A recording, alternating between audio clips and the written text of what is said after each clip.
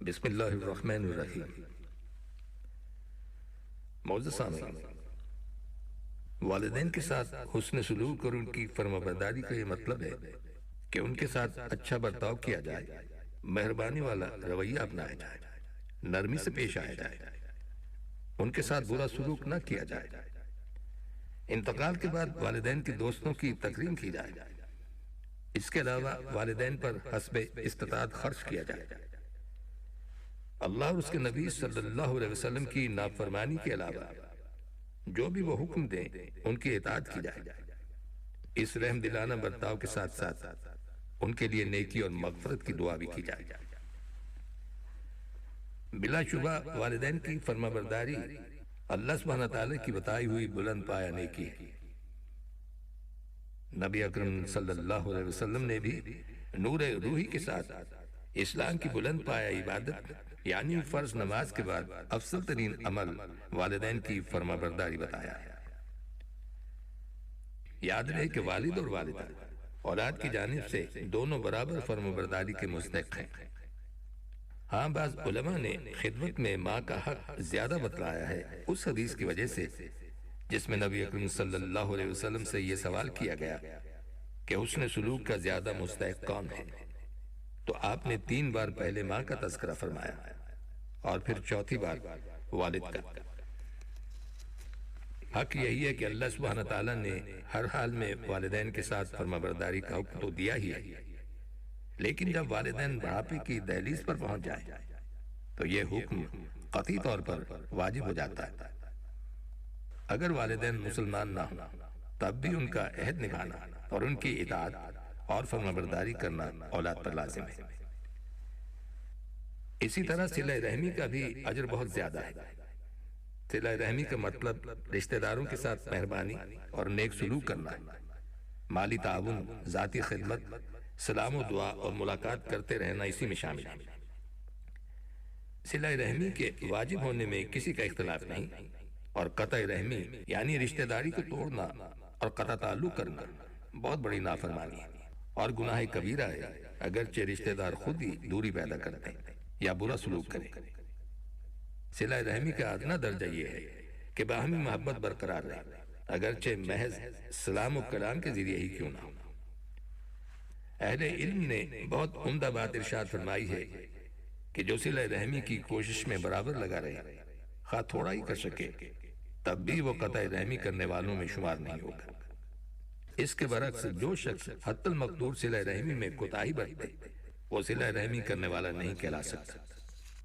اطاعت والدین اور صلہ رحمی کا برکت رزق میں بھی بڑا کردار ہے۔ کشادگی لانے اور فقر و تنگ دستی کے خاتمے میں ان چیزوں کا کردار یہ ہے کہ یہ دونوں اللہ سبحانہ تعالیٰ کا قرب دلانے والی چیزیں ہیں۔ نبی اکرم صلی اللہ علیہ وسلم کا ارشاد ہے، رب تعالیٰ کی رضا والدین کی رضا میں ہے اور ان کی ناراضگی میں اللہ سبحانہ تعالیٰ کی ناراضگی ہے۔ ایک حدیث قدسی میں ہے، اللہ سبحانہ تعالیٰ ارشاد فرماتا ہے، میں نے رحم یعنی رشتہ داری کو پیدا کیا ہے اور اپنے نام رحمان اور رحیم سے اس کا نام نکالا ہے، پس جس نے اسے جوڑا میں اس کو جوڑوں گا، اور جس نے اسے توڑا میں اسے توڑوں گا، اور جس نے اسے کاٹا میں اسے کاٹ دوں گا۔ ارشاد نبوی صلی اللہ علیہ وسلم ہے کہ جو شخص یہ پسند کرے کہ اس کا رزق کشادہ کیا جائے اور اس کی عمر بڑھا دی جائے تو پس وہ صلہ رحمی کیا کرے۔ نبی اکرم صلی اللہ علیہ وسلم کا ارشاد ہے، قرابت داری کو جوڑنا مال میں ثروت لاتا ہے، گھروں میں محبت کو جنم دیتا ہے اور عمر میں اضافے کا ذریعہ ہے۔ نیز ایک حدیث پاک میں ہے، جس سے یہ امر مرغوب ہو کہ اللہ سبحانہ تعالیٰ اس کا رزق بے حد بڑھا دے اور اس کی عمر میں اضافہ ہو تو وہ خوب صلہ رحمی کیا کرے۔ فرما برداری اور صلہ رحمی کا شمار احسان میں ہوتا ہے جس کو اپنانے کا حکم اللہ نے دیا ہے، اور احسان ایسا کریمانہ خلق ہے جس کے سبب محبت الہی حاصل ہوتی اور اللہ تعالیٰ احسان یعنی نیکی کرنے والوں کے ساتھ ہے۔ نیز احسان کے ثمرات میں اللہ رب العالمین کا اپنے نیک بندوں کو زمین میں قوت اور شوکت عطا کرنا بھی شامل ہے۔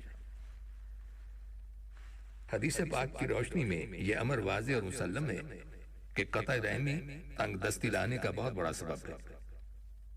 نبی اکرم صلی اللہ علیہ وسلم کا ارشاد ہے، گناہ کرنے والے کو آخرت کی متعین سزا کے علاوہ دنیا میں بھی جلد ہی جس گناہ کا خمیازہ بھگتنا پڑتا ہے وہ قطع رحمی، خیانت اور جھوٹ ہے، اور جس نیک عمل کا اجر بہت جلد عطا کیا جاتا ہے وہ صلہ رحمی ہے۔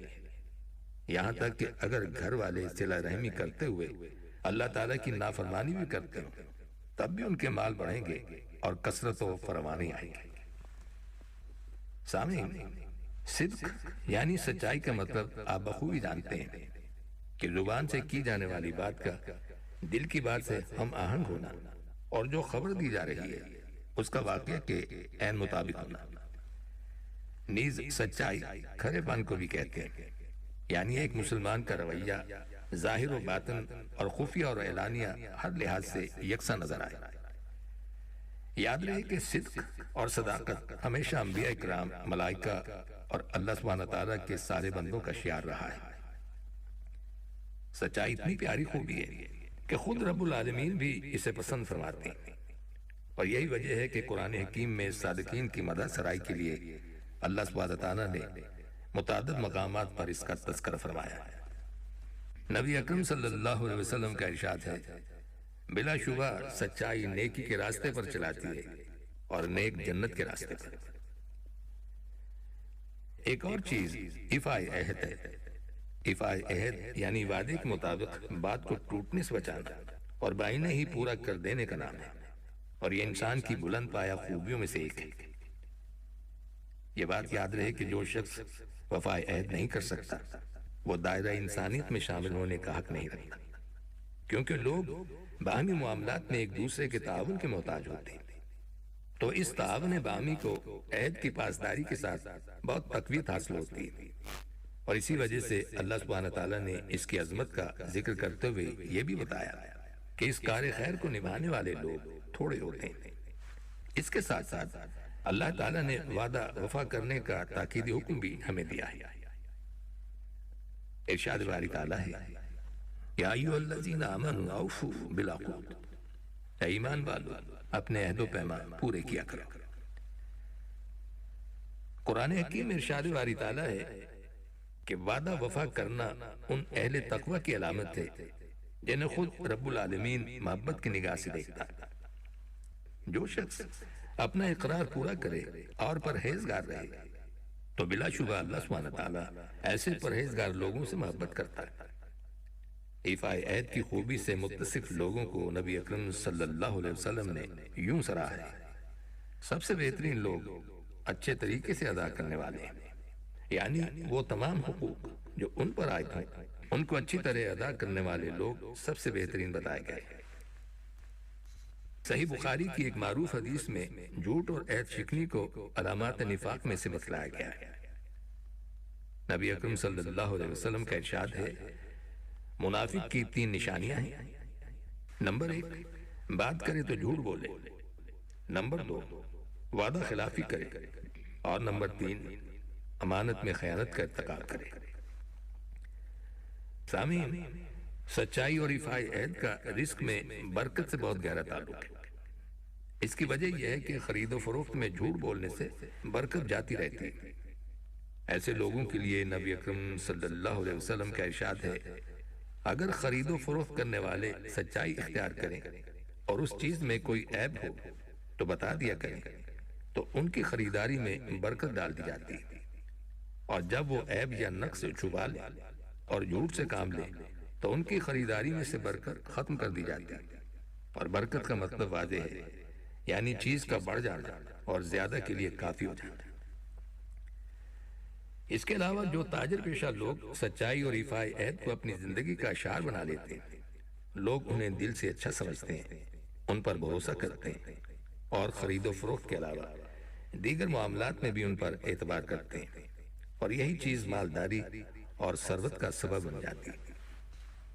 علامہ ابن قیم رحمۃ اللہ علیہ نے ایک صحابی کا قول ذکر کیا ہے کہ جو تاجر سچ بولتا ہے کبھی فقیر نہیں ہوتا، جبکہ اس کے برعکس جھوٹے داؤ پیچ لڑانا اور عہد شکنی کرنا اللہ تعالیٰ کو بھی ناپسند ہے، فرشتوں کو بھی اور سب لوگوں کو بھی۔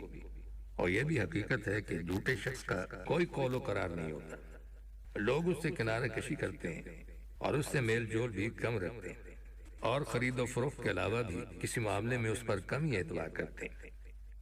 ٹھیک اسی طرح اللہ سبحانہ تعالیٰ بھی جھوٹ اور فریب سے کام لینے والے شخص کے ساتھ اس کی کوشش کے برعکس معاملہ کرتا ہے، تبھی تو ایسے آدمی کا کوئی کام پورا ہوتا دکھائی نہیں دیتا۔